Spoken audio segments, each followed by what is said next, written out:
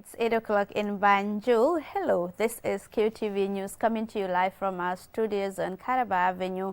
And I am Jul Denjai. Many thanks for joining us. Let's look at the headline news stories. President Barrow left on Saturday afternoon for the 64th Ordinary Summit of the ECOWAS Authority of Heads of State and Government in Abuja. Now, at the closing of the African Peace and Security Council high-level ministerial and open session, stakeholders reaffirm Africa's commitment to take appropriate measures to promote and protect the rights and welfare of the African children. The Tourism Diversification and Resilience in the Gambia project under the Ministry of Tourism and Culture held a two-day stakeholder consultative meeting with the communities of Jufuri and Albreda in the North Bank region. The Ministry of Higher Education, Research, Science and Technology and NATCOM, in collaboration with UNESCO, organized a TVET Award ceremony for senior secondary schools through support from Korea International Cooperation Agency in Mansakonko. Those were your headlines, and now the news in detail.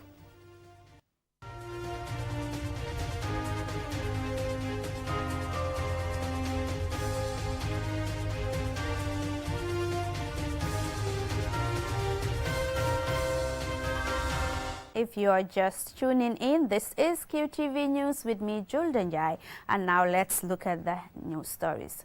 President Adama Barrow left on Saturday afternoon for the 64th Ordinary Summit of the ECOWAS Authority of Heads of State and Government, taking place in Abuja, Nigeria on Sunday.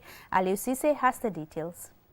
President Barrow is joining other sub-regional leaders in Abuja for the ordinary summit of the ECOWAS Heads of State and Government, where they'll be discussing the current security and political situation in the sub-region. I mean, the issue of Niger is high on the agenda of this summit, where the president was overthrown by the military, and then ECOWAS has threatened to take military action, which is yet to take any move. And also, the latest coup attempt in Guinea-Bissau and Sierra Leone will also be part of the agenda of this important summit in Abuja. The summit is convened under the chairmanship of Bola Ahmed Tinubu, the Nigerian president. ECOWAS leaders are expected to come out with a position communique on the state of affairs of the sub-region, which is confronted with numerous political and security challenges, particularly the unresolved coup in 4 of its member states and the latest alleged coup attempts in Guinea-Bissau and Sierra Leone. The leaders' summit is preceded with the 91st ordinary session of the ECOWAS Council of Ministers, which concluded on Friday. The two-day meeting provides an opportunity to discuss several important matters, such as the region's initiatives to combat money laundering and the importance of upholding democratic governance, thereby contributing to the advancement of the ECOWAS community. During this meeting, ECOWAS, through its Gender Development Center, donated some member states with $1.9 million to improve care for women and girls suffering from obstetric fistula. The program has 3 components, namely prevention through awareness creation and information, medical care through reconstructive surgery, and socio-economic reintegration of rehabilitated women. The member states that benefit from the 2023 special allocation are Benin, Cote d'Ivoire, the Gambia, Ghana, Guinea-Bissau, Liberia, Nigeria, and Togo. Each received $245,000. Reporting for QTV News, I am Aliou Cisse. Now, at the closing of the African Union Peace and Security Council high-level ministerial and open session, stakeholders reaffirm Africa's commitment to take appropriate measures to promote and protect the rights and welfare of African children as part of the African Charter on the Rights and Welfare of the Child and other relevant universal human rights instruments. Here are the details. Speaking at the closing, Ambassador Bankole Adewoye, AU Commissioner for Political Affairs, Peace and Security, says, "We may not have the resources, but we have the will and passion, and that passion must be reflected on the ground in our various countries experiencing conflict."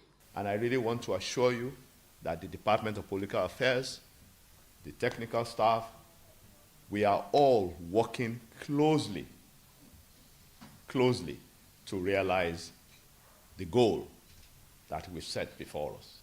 I'm a realist, but I believe very strongly that those who wreak havoc on children must be accountable. Fatou Kinte, the Minister for Gender, Children and Social Welfare, says responding effectively to the rights of children is indispensable to the attainment of a prosperous, secure and peaceful Africa.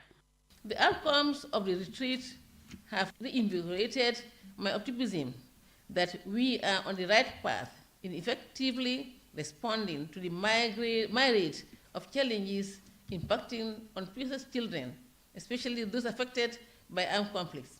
The horrifying ordeal explained to us by our brave child survivors of conflict should rekindle our determination to be constantly influenced by the fact that our actions can also be detrimental to the prospects of future generations. I therefore call on all of us to be unencumbered in our commitment to resolve political and security challenges through peaceful means.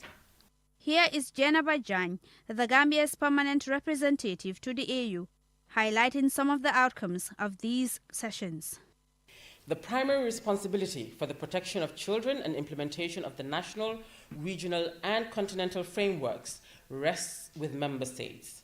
In this regard, the African Union member states need to redouble efforts to prioritize local programs which promote the rights and protection of children and anchor a culture of child protection both in peacetime and conflict situations.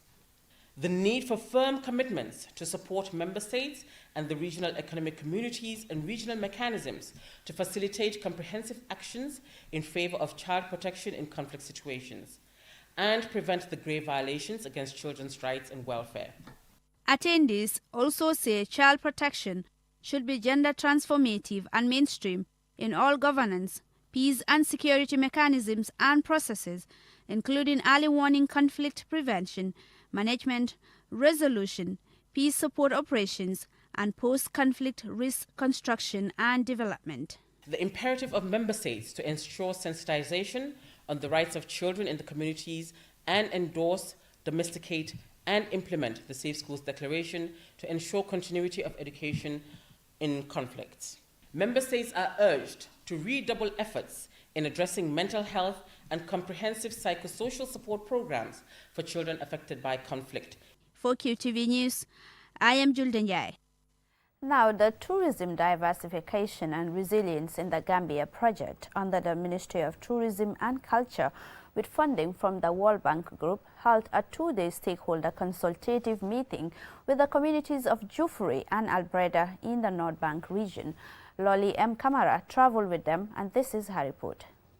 The $68 million project, which is expected to help diversify tourism post-COVID, is believed to be the biggest for the tourism ministry.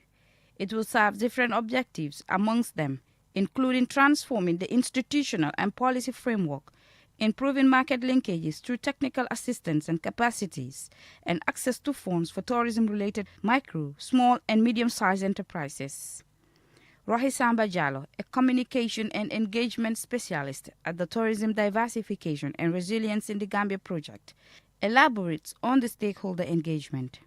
We have this coastal rehabilitation project where we'll use both hard and soft engineering using nature-based solutions to kind of maintain Kunta Kinte Island as one of the key tourism sites of the Gambia. But before we do that, we need to meet with the stakeholders, because inclusive and participatory stakeholder engagement is a key aspect of World Bank projects according to the ESS stand. The Tourism Diversification and Resilience in the Gambia project, according to officials, aims to support diversification and climate resilience of the tourism sector at selected destinations. Some of the beneficiary institutions include the Gambia Tourism Board, the National Center for Arts and Culture, the Craft Market Federation, the Tourist Taxi Federation, and the Gambia Fruit Sellers Association, amongst others. Fabakari Sise, a resident of Jufureh, and Aisatuju from Albreda, commented on the initiative. I'd like to thank the project officials for this great initiative. During the meeting, we are able to highlight things we want to see happen in our community, because this is a tourist attraction site. So having to rehabilitate it is highly commendable. Having such support is yet another milestone for us. We only hope that all that have been said here will be looked into carefully. I thank everyone who contributed to making this event successful. The World Bank is dedicated to ensuring that every project it funds brings maximum benefits to both people and the environment without causing harm. To uphold this commitment, the bank has embraced 10 environmental and social standards that borrowers are required to adhere to during the implementation of projects financed by the bank.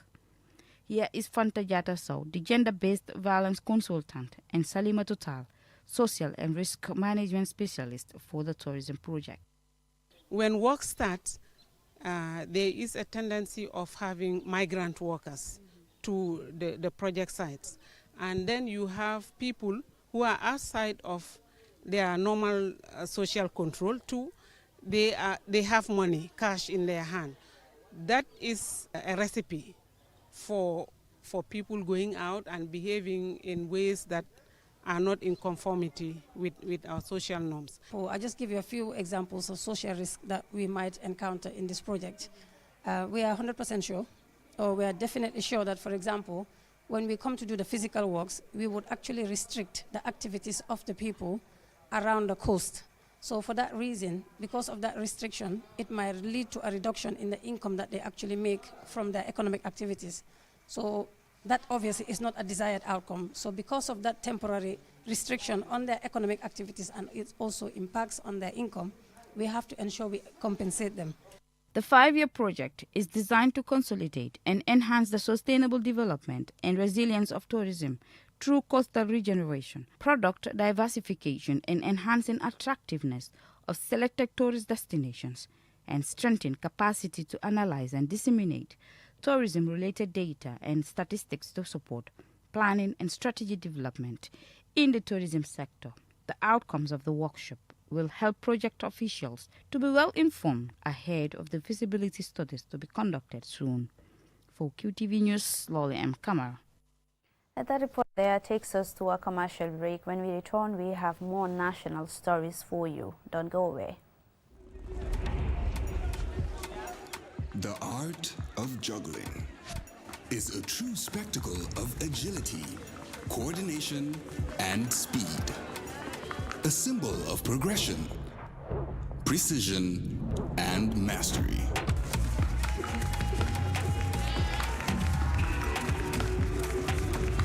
"5G speed is like having the juggler in your pocket. With lightning-fast download and upload speeds, you'll easily be able to juggle even the busiest workdays. Whether you're a busy entrepreneur, a creative, or just someone who wants to stay connected, juggle your tasks with ease with QCell 5G speed. The future is here. It's fast, reliable, and efficient. First brought to you by QCell. We innovate, others follow. Welcome to Samsung, your one-stop for electronic excellence. We redefine quality with unmatched durability. Experience innovation with our smart TVs, including Neo QLED 8K, 4K, and 4K UHD TVs, refrigerators, and washing machines, featuring diamond drums for soft, clean clothes. But that's not all. Transform your environment with Samsung split and floor standing air conditioners. Cook effortlessly with our 4-burner gas cooker. Stay connected with our wide range of smartphones. With every purchase, you enjoy a complimentary gift from us. Visit our showroom at QCell, Kairaba Avenue or Bursubi Turntable. You can call us on 3333217. Elevate your lifestyle with Samsung.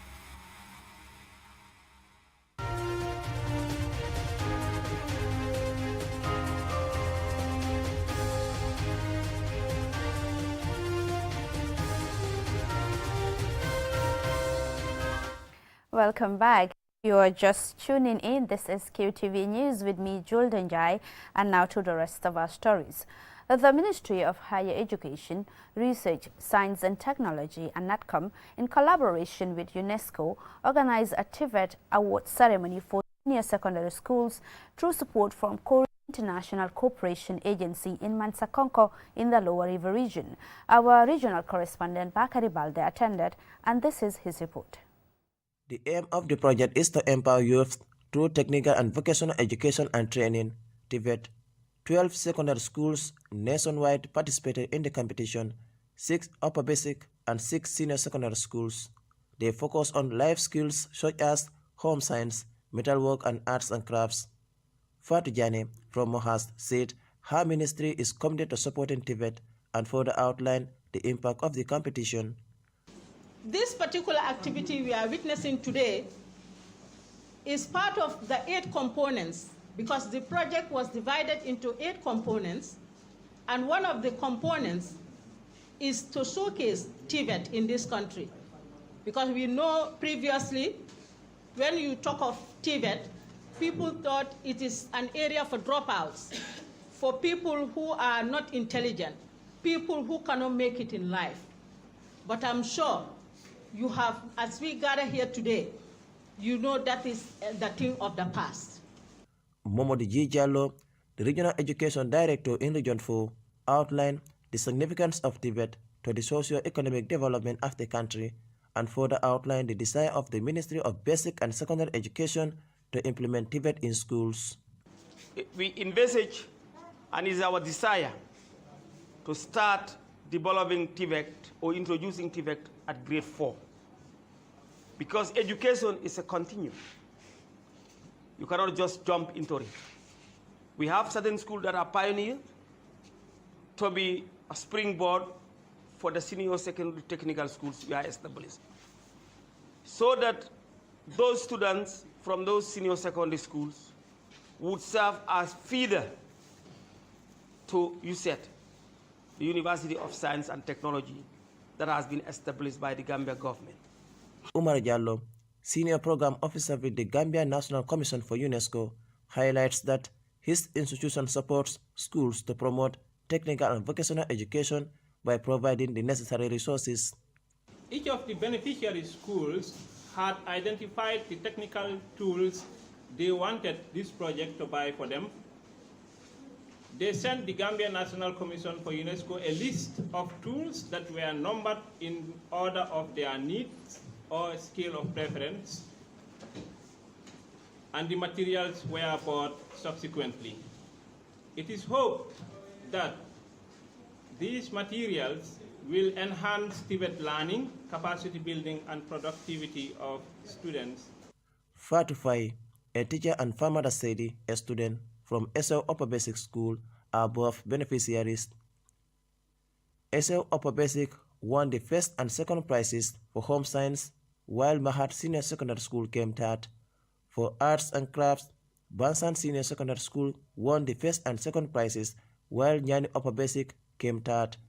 And in metalwork, St. George's won the first and second prizes, and Kobakunda Senior Secondary School came third. All schools received certificates of participation, and the event also featured an exhibition, poems, and a drama presentation. Bakari Balde, QTV News. Now, at the launch of the country's first ever National All Men's Conference, organized by Men for Equality, positive masculinity activists and UN officials called for concerted efforts in the fight against gender-based violence.